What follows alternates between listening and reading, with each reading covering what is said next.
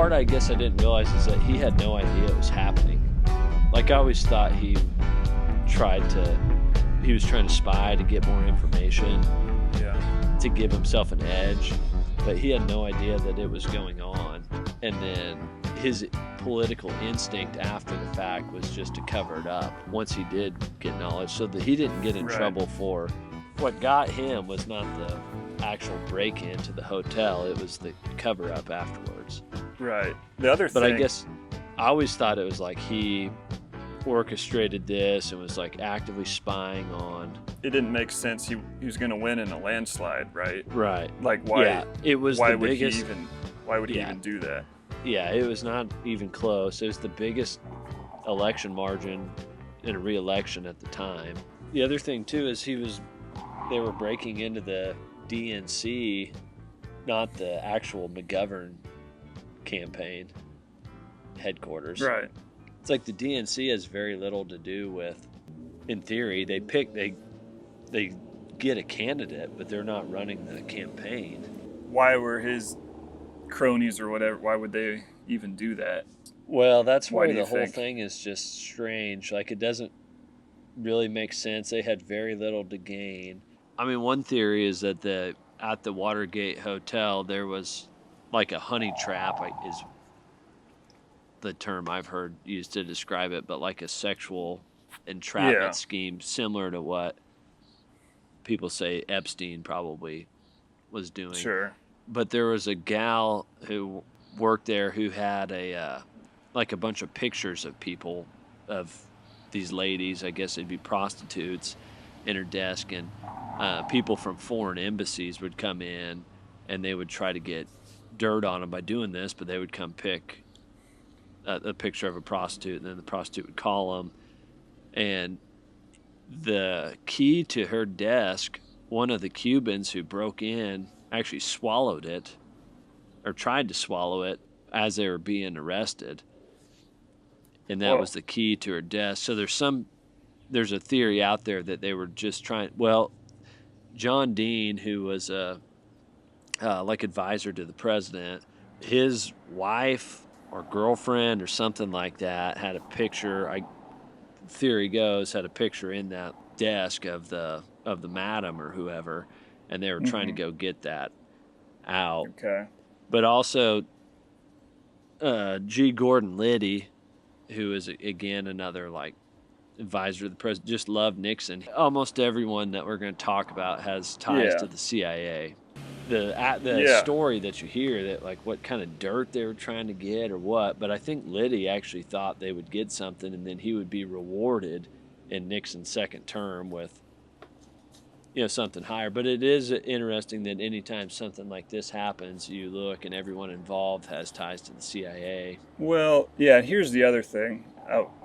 Regardless of political affiliation or whatever, like anytime something like this happens, obviously the other side is going to use it as much as they can. Well, it's like Norm Macdonald said, it's amazing how in your history textbook, the good guys won every single war ever fought. Right. It's just... Yeah. Nixon equals bad, and that's really all there is to it. Yeah, I mean, the other thing, too, is Johnson was actually spying on Nixon's campaign, because he had evidence that Nixon was like meeting with the North Vietnamese to like keep the war going because it looked bad on Johnson. But then he didn't release any of that information, because to do that he would have had to admit that he was spying on Nixon's campaign. Mm-hmm. So it's not like that stuff didn't go on. Right. But Nixon didn't even know about it. If he would have just like been forthright about what happened.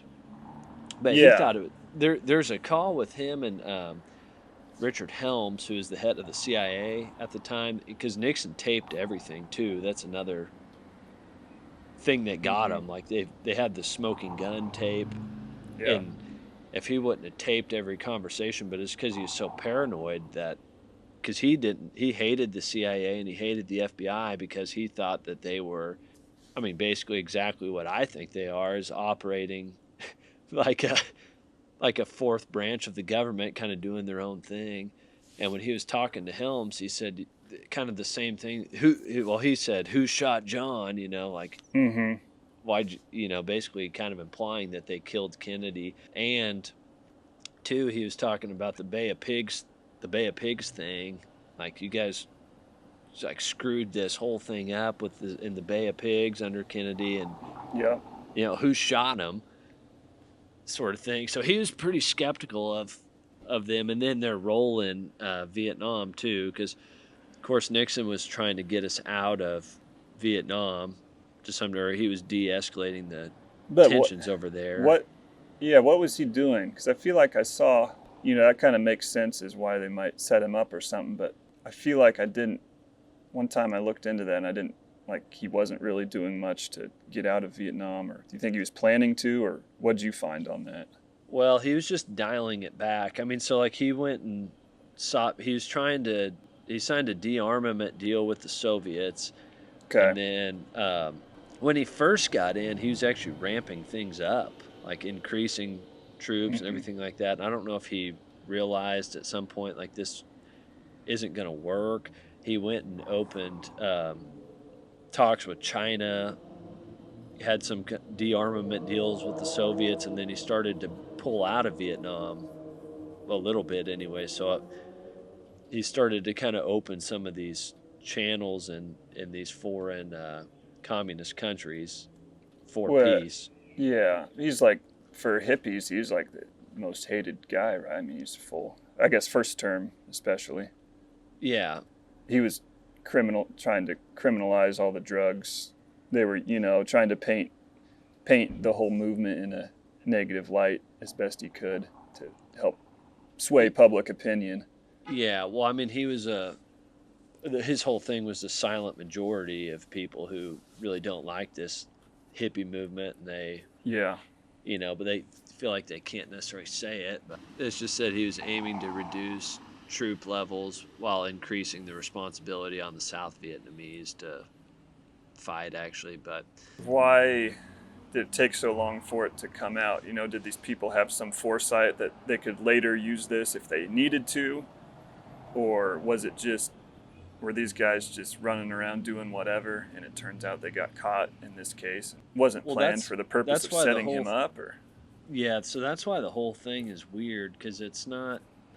The only thing that really for sure is that those people did break into the Watergate Hotel. They all had ties to the CIA. They did get caught. Nixon didn't know about it, and he tried to cover it up.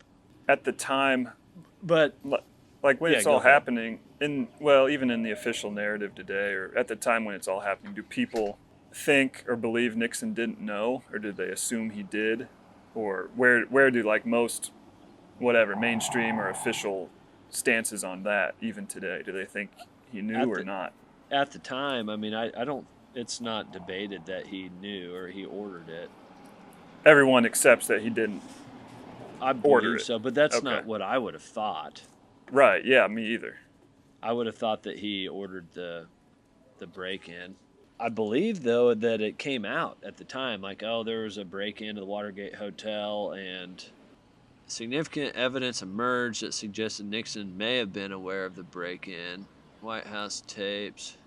The smoking gun tape was 6 days after the break in, and he's discussing how he wanted to actually use the CIA to block an FBI investigation in the break in. How did the story initially break? The tapes get leaked, or what? Some journalists get a hold of the tapes, or how did it? Yeah, Bob Woodward and Bern. What was his first name? Bernstein. This says, according to ChatGPT, maybe I'm wrong. This says, yes, Nixon was likely aware of the Watergate break-in at the time it happened. From everything I'd heard, so maybe that is the official story. That he was The aware. stuff I was listening to, I listened to 2 podcasts about it. That's about the amount of research I did. We'll cut that out. They said that he didn't know. Let's see what this says. It's an intense debate. So maybe they still argue about it. I don't know. There's a guy I listened to who was actually on he worked for Nixon. He said that he had no idea. And the committee to reelect the president, which is CREEP, CREEP is what the initials are, which you'd think Yeah. they maybe could have found something better than that. But Liddy and Hunt, who were two guys on there, this guy said that they just kind of acted rogue at time, and like there's just no way that Nixon would have known. There's no Mm-hmm. orders, there's no tapes of him doing it, and that's what I tend to believe, is that he didn't know, but his instinct after the fact to cover it up. Yeah, I mean, it just obviously seems like a very minor thing. It just gets overblown. Yeah, Watergate does not bother me. Right. Does your conscience bother you? Tell the truth. but It's but the whole thing just doesn't really make sense. Like, he had not much to gain. I don't know why he would have ordered mm-hmm. these guys to do it. The whole break-in was messy. 4 of the 5 guys were these Cuban guys. I just don't understand. Like I said earlier too, they weren't breaking into McGovern's campaign. They were breaking into the DNC. Like, what were they trying to get Mm-hmm. there? Just needed something to do, or just to see if they could. There's just a lot of mystery about it, and none of it. Yeah, it says there's no definitive evidence that Nixon directly knew about the break-in. But the cover-up is what got him for sure. I mean, that's not... You think he's the smartest president, at least in recent... I think probably. I'm trying to think. Or who would even be up there? I mean, I think from him to now, almost certainly. But I'm trying to think how far back you could go. I mean, he's maybe one of the most intelligent guys to hold office in the 20th century. Mm-hmm. But just kind of paranoid and shady. But he did some strange things in office too, because he was really, really fiscally conservative, or just conservative in general. But he took us off of the gold standard. Right. And he did. So he set price controls on things too, which is like, I mean, that is the complete opposite of. There's a website called WTF happened in 1971.com, I think. That's when it's basically alluding to the fact that that's when we went off the gold standard. It's like all kinds of cost-based and inflation-based graphs, just that's right when compensation separates from productivity or GDP, set wages. And I mean, I've heard people say like, oh, Nixon's our worst president ever, but because he degraded the trust in government, which I think he did some good things. If you look at some of the foreign policy, like trying to pull out of Vietnam, he had the SALT deal, the Strategic Arm Limitation Treaty with the Soviets. I think I got that right. Opening up talks with China. I mean, he did some good things on the world stage, and he's a very intelligent guy. Started the EPA. And even in the 1960, you've probably heard this, but the election with Kennedy, the people who listened on the radio thought that he did. I mean, it's kind of a famous deal. They thought he won. Oh, yeah, if you listen to him on the radio, like, he's a smart guy, good talker.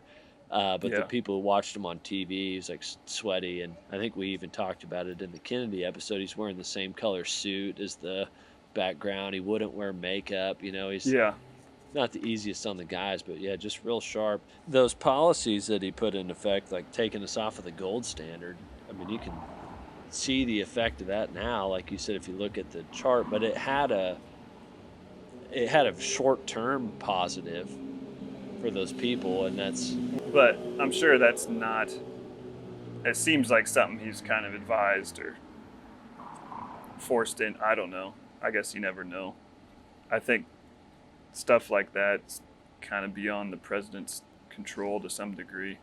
I don't know. There's some bigger players in the game at that level. But started the EPA, didn't he? He did start the. How is he so evil if he did that? Yeah, he did start the EPA. He started actually a number of like government regulatory. Oh, OSHA was the other one I was thinking of, but I Oh, think there was even more than that. But yeah, we had a war to pay for at the time, and so you're kind of hamstrung on that a little bit if you can only use dollars that are backed by gold. basically every country throughout history, they pay for war by inflating the currency, not by taxation, because No one would there actually would be pay for it. backlash. Yeah. Yeah, if you had to raise taxes, people, so you just pay for it by inflating the currency, and then you come up with your narrative that's going to get the people on board with why we have to go fight this war. Yeah. So it's just a marketing plan at that point, and Or you don't actually have, it's the same thing. The theft, it's just a slow theft or taxation via inflation. It's not a direct. Your yeah. taxes are going up. And it's a nasty one too, because it just basically taxes the people who live paycheck to paycheck. If you don't have any sort of assets, Yeah, you get because the markets and everything accounts for inflation, real estate, yeah. everything. If you own land, Anything scarce tracks with inflation pretty well. yeah. Yeah, that's a Or good point. I mean, or the other way they can do it is to just borrow money too and have future generations pay for it. But yeah, but you're exactly right. If they raised your taxes to fund a war effort, people would get pretty upset about Yeah, it. And people were already upset about the Vietnam War too, as it drug on and, for seemingly no reason. But so I've heard someone say if we funded our government on um, like GoFundMe or where you could just contribute money for stuff. yeah, I was like, that's actually not a bad idea. yeah. Of course, nothing would ever get done, but Right. he also like got more money in the welfare program. I mean, he did a lot of things that were like you would consider fairly liberal, I would say. But yeah, I mean, he took us off the gold standard, and then he was using like wage freezes and price controls, which is again like a kind of a top-down economic policy Yeah. that you wouldn't consider someone to be like extremely conservative. Affirmative action, I think, was another thing that he did like shortly. I mean, this is kind of during the civil rights times too, and or shortly after, but trying to get desegregation in schools. The whole Watergate thing, it's just the more I listen to it, and I listened to like 2.5 hours of podcast about it, I kind of left like more confused, because it's if it was a inside job to get him out, Mm-hmm. like that would be a lot of conclusions you would have to reach to, like, okay, we're going to do this, these guys are going to get caught, but I mean, it was so Yeah, a messy. lot It of was steps almost like involved. it almost was like they wanted to get caught, but then the big thing would be like, okay, we're going to have Nixon's going to have to like try to brush this under the rug, and then we'll get him. Mm-hmm. Like that's like 4D chess. That there's probably quicker and efficient ways to get a president out of office, I would think. And people will And say the like, same oh, thing. Nixon was the guy who made us betray our trust in the government. And to me, it's like, well, I don't know. That stuff was going on well before Nixon. I think if he made everyone a little skeptical of the government, that might have been the best thing he did. Yeah. Just be careful anytime someone's trying to convince you what you should be concerned about or outraged about. Yeah, I mean, because there's probably a reason they're trying to do that. Ford used to be, who took over, he was the head of the CIA at a time too, because he was his vice president. That's just another. It's like why all these guys have ties to intelligence. And the Woodward and Bernstein thing, if you look into that, that's like very strange as well. Who fed them the info, or how? Deep Throat. Anybody know that? Deep Throat. They have a guy they think they have a guy that they said was Deep Throat. Like they ended up, that was their source at the CIA. Oh yeah, the code name. Yeah. And the whole thing is hard to believe. Like, why is Creep the name that's being used for the committee to reelect the president? Why would you use the name Deep Throat to? And I think it's just like Woodward named his source Deep Throat, but of course the guys, and it may have been multiple sources or whatever, but they're not in a position to say, "Can you quit calling me Deep Throat?" But they rolled out a guy later, but there was some issues with him being like there's some issues with him actually being the source. Like he was not even in the agency at the time that some of the stuff was getting leaked to him, and he was just like almost like a sacrificial, like, okay, you're going to be our guy that we're going to use, like an old, I think he had Parkinson's and may have been on his way out, you know. They're like, oh, this is the guy who was leaking the stuff. But the other thing too is they say like, oh, Woodward would move the stuff from, he would move his potted plant or something from the right side to the balcony to the left side if he wanted information, and but his apartment faced the inside of the apartment complex, so that guy couldn't just drive by and see that. He would have to go into the inside of his apartments and look. And the other one too was he would mark a time on the Wall Street Journal or whatever newspaper it was that got delivered to his apartment, but when they delivered the papers, they would stack all the papers for the whole apartment just at the base, and they would randomly distribute them. It's not like he would go into his mailbox and do that. So some of the things, it's just like that's not really plausible for that to happen. So that's a whole interesting thing too. And these guys were like young journalists, you know, who just like, you guys randomly got the biggest story of the 20th century that we use everything. It's odd. We throw the term gate after anything now. I know. Whatever gate, you know? Yeah. So the whole thing is weird, and I really don't know what to think. Later, after the re-election, you know, he did something, and they wanted him out, so they went back and looked at what they could maybe leak to get him on. Is that somewhat plausible? Like, I think we can get him on. This is probably our best bet to get him on something. Let's pursue this. Yeah. I think that would be kind of my take on it. But who is orchestrating that? And you know, one of the agencies, or just I think it was like trying to get him kind out. of an inside trying to get him out, and I think because they would be the ones who knew it happened too, in the first place. Yeah. I think Ford was somebody they felt comfortable with. I mean, like I said, he was the former head of the CIA. Yeah. Just like H.W. Bush was.